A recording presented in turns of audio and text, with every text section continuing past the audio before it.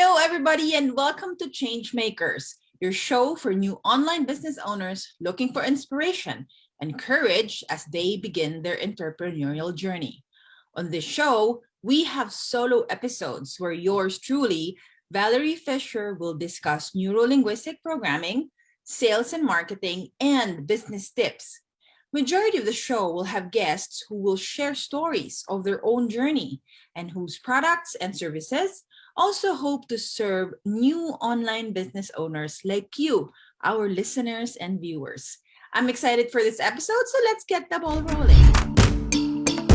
Good morning, good afternoon, good evening, wherever you are in the world. We have another episode of Changemakers with Valerie Fischer. And today is a special episode. This actually is for an upcoming summit that I will be speaking, and I'm one of the speakers of this NLP Masters Summit, and I have with me Mr. Eugen Popa. Hello, Eugene. How are you? Well, it's almost noon, so you can still say good late morning. Good late morning. Okay, so Eugene is the head organizer of the NLP Masters Summit. I'm so honored and so proud to be able to be part of this huge global event. But before we do that, since this show is called Changemakers, I'd like to ask you, if there was a change that you wanted in your life or in your business or in the world that inspired you to start, this business of yours. Well, I mean, is it one question or is it three? Because it's in my life. Is this or in the, so should I? Yeah. So the question is if there is change which prompted me to do what I do. Is that what you're saying? Yes. Yeah. So it's rather having had a change happen. It's more like I wanted to make change happen. So it's not so much like it happened to me as it was more like I wanted to make it happen. And I always play with this idea, the locus of control. When people are complaining about stuff, they're actually all talking about the locus of control external. Things are happening and I don't control them, so life sucks. And I kind of got tired of life sucking. So, I said, I want to have a better life for myself and my family. And so then I'll take control back to me. So that's the essence of change which happened, the crux, and that is the crux of any transformation for any human being. So it's not change happening to you, but it's you wanting to create and start. Exactly. Yeah. And I was also saying that this is like the fundamental change that anyone and everyone really should have in their life, or should make happen in their life, and that is to change from to have this change of locus of control. Most people, they complain about the weather, the government, the world, the society, the economic situation, and so on, and all of that is external to me, right? And as long as I'll complain about something external to me, that something which is external to me is my locus of control being external. So therefore, if that is so, I won't be able to control it in any way, shape, or form. Mm-hmm. Whereas if I take control back to myself, and I then choose and decide what I want to have happen and how I want to respond to situations, to events in my life, then I have the locus of control back in my hands. When you have your own locus of control, that automatically means when your locus of control is internal, not external, that actually means that you are responsible. And there's this beautiful way of playing with the word responsible, because responsible being actually, it's like made of two words, response able. Cool. So when you have a locus of control internal, you are able to respond and you must actually respond. You have to respond, but it is you're responding on your own accord. It is your own decision. So when you have a locus or an internal locus of control, you actually have responsibility, you have clarity, you have action, and then you have I'm sorry, you have decision. You are at the helm of your ship, as they say. Yes. And at the same time, you cannot blame someone else or something else for what is happening with your life. That's true. I so agree with that, because sometimes we look at the things outside of our control and then we get frustrated because we can't control them. We can't, there's only so much that we can influence, and then we get so frustrated. So really focus your attention on the things that you can control. So tell us about this business of yours. Which one? Which one? The one that's related to the summit. Well, I've been doing hypnosis and NLP for over 10 years now. I'm located in Romania. My main business was here locally in Romania. This is how we got started, me and my wife. And we've been, teaching locally, but also internationally, like been traveling around the world in Asia, in Latin America, in North America, in Europe, and, teaching classes all over the world, basically. But like I said, with the base in Romania. Now with NLP, it is it's a big movement, and it's been ever growing, and so is hypnosis for that matter. And I wanted to create an event where everyone who is interested or in NLP, everyone who is willing and wanting and desires to better themselves and have a better understanding of NLP can get together and learn from some of the best and greatest minds in the world of NLP. That's why I wanted to make this event a practical one, where attendees can actually get hands-on practical information that they can start using and applying right away for themselves or with their customers. The reason is because it's always good to have tools that you can use to create change for yourself or for others. The more tools we have, the more flexible we are, and the better we are equipped to help everyone who is asking for our help, starting with ourselves. So this was the idea behind the summit, and of course it is also a business. And anyone who is shy or ashamed of saying that, I would say go and use some NLP on yourself and and fix that, because it is very important to acknowledge and be be full on present and transparent about what you're doing. And I am doing both a business and social work, but the main idea is, how can I help others more? Some people say, oh, if you really want to help, you won't ask for money. I always get this question. I'm sure you do too. Yeah. And then I tell people, listen, I don't have a problem with that, but let's put it this way, because they were saying, if I were you, I wouldn't ask for money. And I said, well, since you are not me, you're not asking for money, right? Because you're not me, you're not asking for money. But let's talk to the electricity company. Let's talk to the internet company. Let's talk to the landlord. Let's talk to facilities. Everybody is asking for money, because that's how money makes the world go round. And so, if the NLP Masters Summit is a free event for everyone who wants to get access to this information. If you want extra information, or if you want extra access, then it's a very tiny, small fee. And I'm totally okay with that.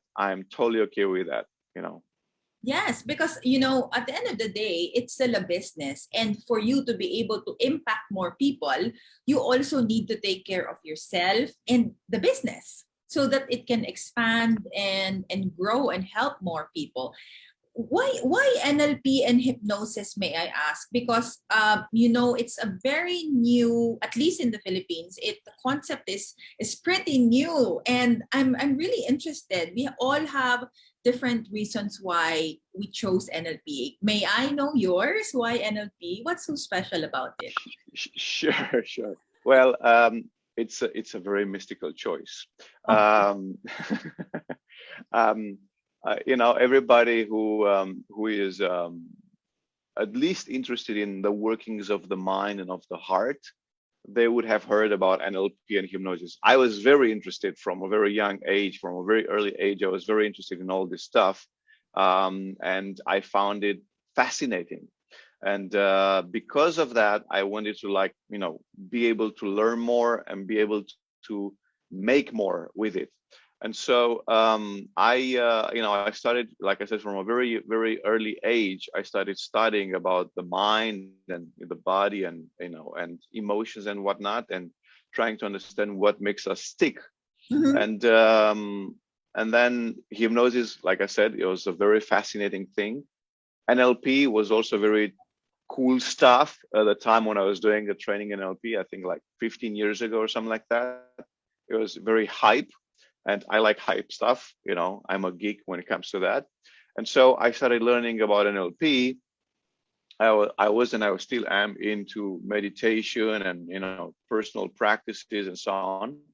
And so in the NLP course, I actually learned about hypnosis and the Milton model and the whole thing. So I was like, wow, you can do that stuff. And it's so cool and so crazy. And so it's like, oh, I want to do that stuff, myself. So that's how I got started. I had time to spare back in the day. I had a pretty pretty cool life, bourgeois life, if you will. And then I got started. But all of this, like I said, on the backbone of having a very, very high interest in how the mind works and how emotions work with a human being. Yes. If you were to explain, because NLP can be, how do I say, very technical. NLP can be very technical for some people. It's, science based. It's yes, okay. We call it nosebleed. It's kind of your nosebleed from your nosebleeds from trying to understand, because it's too technical. If there is a way to explain NLP in layman's terms, how would you explain it? It's a game. Everybody understands games, and everybody understands that games, any game whatsoever, it can only exist if you have rules. Right?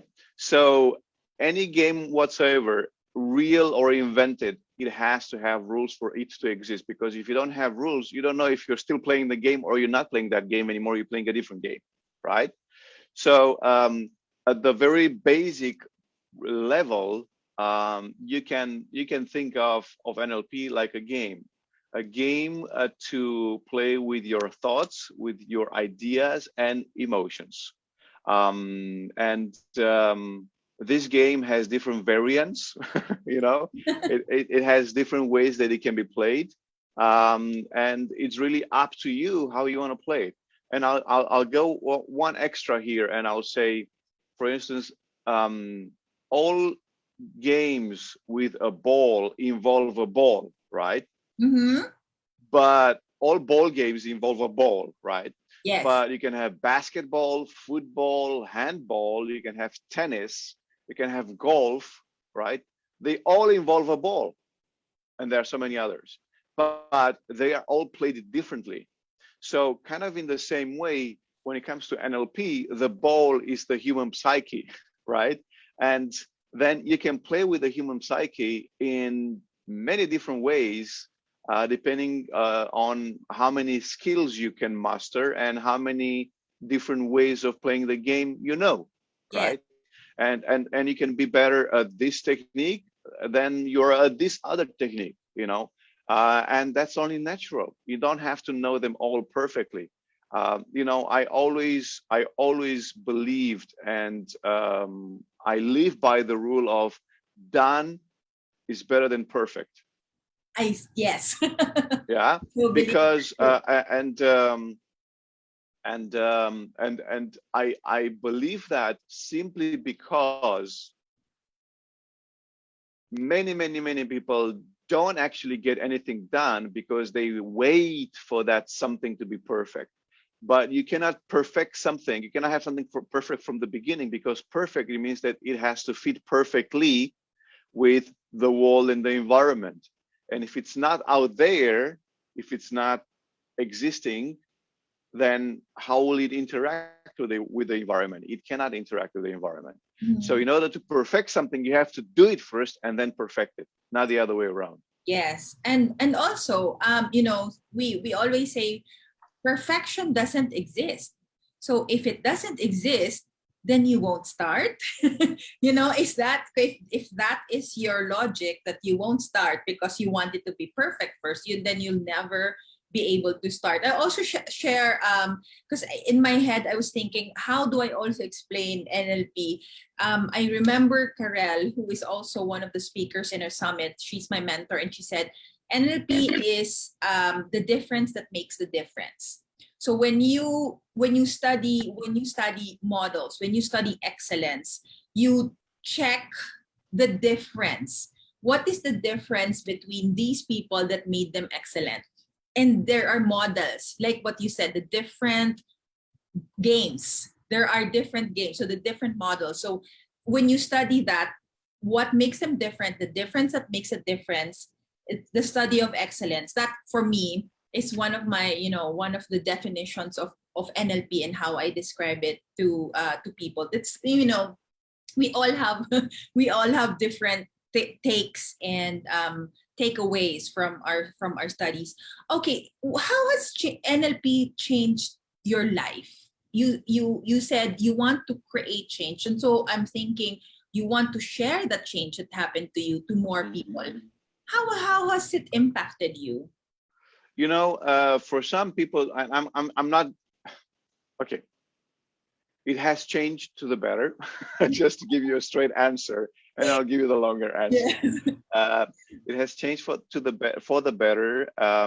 It was not a boom, like a ginormous life-changing moment, one moment. It wasn't like Jesus coming down from the hill, kind of a moment. But for me personally, the biggest takeaway is that with NLP and hypnosis, for that matter, change and transformation becomes conscious. Right? You understand why it is happening. You understand why the change is happening. You understand why it's happening now. And you understand that you can actually affect this transformation, this change at will. I love that. Most times and most people go through life just responding and reacting to life situations, external locus of control, right? And then they say, I was transformed. They don't say, I chose my transformation. They don't say, I could choose to transform this way or that way or the other. No, what people usually say is, things happened and then I was transformed this way. And most of the times, and this is so cool, this is so interesting to see how the mind works. Most of the time, the way in which we are changed, we are so attached to it, and we believe that that is the best possible way we could have been changed. Because if you don't have a choice, then whatever you get is the best thing that happened to you. Yes. That's true. It happens that way for some people. But when you do have a choice, then you realize, you know what, I could be changing this way or the other. You know what, I have a wide array of changes that I can create for myself. And NLP and hypnosis makes that happen for you by design. You Mhm. get to choose what you want to change. And that's why I said, it helps you move that locus of control from external to internal, whereas until now you were responding and reacting, and you're changing in response to something. Now, when you have internal locus of control, you're just like, I would like to change this. All right, let me change that. Let me make that change, Yes. rather than let me be changed by that external situation. Yes. So for me, that is the biggest change that I got from NLP and hypnosis. That's very powerful. I was gonna ask you so to wrap our conversation, if there's one thing about NLP that you want to teach people, what would it be? Like a teaser of the NLP Masters Summit. If there is, You mean like a technique, or? yes. What would it be? It's one of the easiest methods, techniques in NLP, and it's one of the most powerful one as well. In NLP there is something which is called submodalities, but for people who never heard about NLP and submodalities, like, what the heck is that? So the way I like to describe this, let's call this the components technique. All right, the components technique. So this object right here, we label it as a remote control for my AC, right? But this object is the sum of all parts which are used in making it, right? So those parts would be what in NLP we call submodalities. So we have buttons, we have the casing, we have the internal board, we have the chipset, we have everything is in there. So all of that stuff put together in this order makes this tool. All right. Yes. Well, in exactly the same way, when you have a bad mood, when you have something that troubles you, when you have a pain, when you have some situation that you have to deal with, internally, you will have a representation of that particular something. I'll give you an example. Yesterday, I was working with a client who came in and said, I have panic attacks. And I said, so how are they manifested? Well, it's like a point here, right here, it's a point. And then it's like a wave that goes from here up to my neck. And then I cannot talk anymore. I cannot breathe anymore. And that's how it manifests. Initially is like that, So I said, okay, so basically what he just told me, and what I would like the viewers to understand, is that every single thought and every single emotion that you have, you will have inner representation in your mind of that thought or emotion, and an inner representation through your senses. So somebody says, I'm scared. If I ask you, where do you feel that fear, that scare, you will tell me somewhere in the body. If I ask you, what is the color of that fear, you'll tell me it's XYZ color. So basically what you're telling me, you're saying to me, I'm scared, all right? And then I'm asking you, what are the elements which are creating your scare, your fear? And then I'm asking, what is the color? And you say, well, it's white.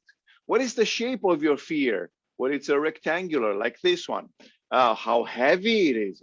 How many elements it have? How does it rotate or spin?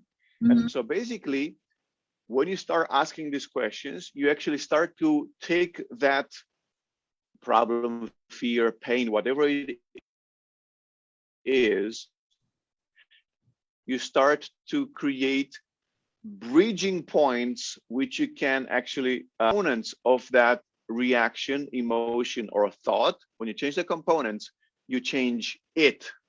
So with a person who had this panic attack, he said, well, it's like a swirl here in my chest, which then goes like a wave up through my body to my neck, and it kind of like strangles me. Then I said, okay, so it's this big. It goes from here to here. It is yellow and it's a swirl. And he goes, yes. And that was his representation of a panic attack. I said, okay, now here's what I want you to do. I want you to change the components. So instead of yellow, make it blue. Instead of swirling it this way, make it swirl the other way. Instead of going up, make it go down. Play with it. And as he was doing that, he was like, I don't feel afraid anymore. It's like the idea of panic is still there. I just don't feel the emotion anymore. Yeah. Right. So this is a very, very simple technique. So if I were to leave, the viewers with this technique in a very short terms, here's how you do it. First, you identify what the problem is: fear, pain, problem, whatever that is. Right. You identify what it is. Then you ask these 5 questions. Where is it in your body, inside or outside? Where is it? Second, what is the size of it? Third, what is the shape? Fourth, what is the color? And fifth, how does it move? Is it pulsating? Is it vibrating? Is it rotating? What is it doing? So you ask these 5 questions, and then you start changing each of the answers. You modify them in your mind. So if it's yellow, you change the color. If it's heavy, you make it light, and so on and so forth. And you keep focus on this, whatever you want to change. You start playing with the components, and you'll see that this, whatever this is, will start changing. It's actually, this is not changing. What is changing is your perception of it. And by changing your perception of it, then you have a different reaction to it. Yes, so that's so powerful, because when you change the definition of it by changing the components of it, then it becomes different to you. You change the perspective. It's so funny because the submodalities is one of the, when we took that exam, that was one of at least the most difficult for me. But then when I started doing it, it became more and more easy, and the way that I understood it became really easier for me. All right, Eugene, tell us about the summit. When is it? Who's going to be there? Oh my God. Wow, who's going to be there? You are going to be there. Yes, so the NLP Masters Summit, you can find out, Valerie is going to put a link that you can click on so you can go to the website. It is I believe the largest event of its kind in the world right now. It has over 50 speakers from 22 countries, 5 continents, and it has 5 tracks. And that basically means how can you use NLP for business, for personal development, for coaching and therapy, for spirituality, and also there's a track for principles of NLP. And when it comes to speakers and presenters, some of the speakers at this summit are actually creators of some of the methods and techniques that you're actually learning in every NLP training. We're talking here about like Judith Delosier, Michael Hall, Adriana James from the Ted James Company. So amazing speakers, amazing trainers from all around the world. Like I said, you have also Dr. Kevin Hogan, Jack Elias. I'm just looking right now through the page. Terence McClendon from Australia, Steve G. Jones. I said Michael Hall, Kevin Hogan.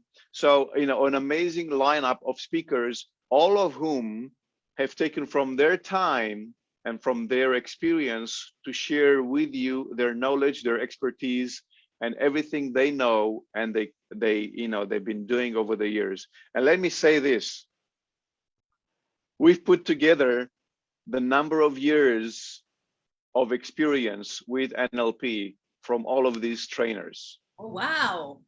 And it's over 1,000 years of experience.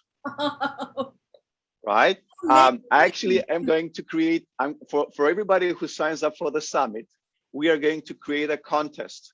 So all you have to do is you have to, you go to the website, click on Valerie's link, sign up. You can sign up for free.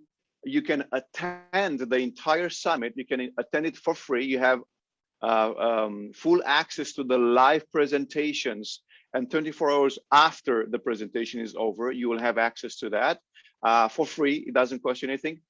And then if you want to have lifetime access to the recordings, to the video recordings, to the audio recordings, to the transcripts, to the subtitles, to the bonuses, to the special offers, for that, you can invest as little as $67. It's a one-time fee for lifetime access to more than, I think it's put together is more like 50 speakers by like 60 some hours, audio, video content, and everything. So it's an amazing offer. You just simply cannot pass this. It's just too good to be true. And like I was saying, for those who are signing up for the free package, for the free pass, the one who is the closest to the number of years of experience will get free lifetime access to the premium pass as well. So we're going to make this contest. Everybody's going to say how many years they think it's put together, and the one who is the closest to the number will actually get a free lifetime pass from us. So yeah, you got nothing to lose, you got everything to win. The summit starts on September 27th. It goes on for 10 days. It's 5 sessions per day. And we actually also looking in maybe doing some post-summit Q&A with some of the trainers and speakers. But yeah, five presentations per day. It's gonna start late for people in Asia or in Australia, for that matter. But like I said, you have access for 24 hours to the presentations. So then you can watch when you get up. Yes, and then you can also engage with like-minded individuals, because when you register, you have access to a Facebook group, and there Yes. you can network, you can ask questions, you can clarify stuff if you need to. So the summit itself, you can talk about it there, so And actually the summit, and thank you for mentioning that. Actually the summit, the summit is a starting point, because like for instance right now as I'm talking to you, I'm looking at the Facebook group right now, and it's over 800 people who are all interested in NLP. Some of them, they've been doing NLP for 20 or 30 years. Some of them are master trainers, trainer of trainers. Yes. Some of them, they've just read something, or they just saw an ad. It's like, what the heck is NLP? Let me get there and find out. And so there are people on different levels, on different stages of their expertise and development in NLP. And that is so cool, because everybody can come in and ask questions, and everybody can pitch in with answers. And it's this big beautiful energy of everybody helping each other, everybody helping everybody. And you got so much to gain, you got so much to learn. And even like I said, this group is open for everyone, and you don't have to pay anything to be in the group. It's for free. You can join. It doesn't cost you anything. Yes, I will also add the link to the Facebook group here in our show notes, because the Facebook group, like Eugen said, it's a community. So it's just a beginning of maybe something even bigger next year, or a movement that we can create, because this event is global. So thank you, Eugen, for giving us your time for today. I know you're very busy. The summit is only a few days. How many more days do we have left until we are on 12th or 14th, so basically 10 days. We start in 10 days. Yes, so I know you're very busy, and then I won't take up much more of your time. So thank you very much. For all our listeners or viewers, wherever you're watching or listening, change makers for today, the show notes, the link to the NLP Masters Summit and the Facebook group will be included in our show notes and in our caption, in our copy for today. So thank you, Eugen. Thank you very much again.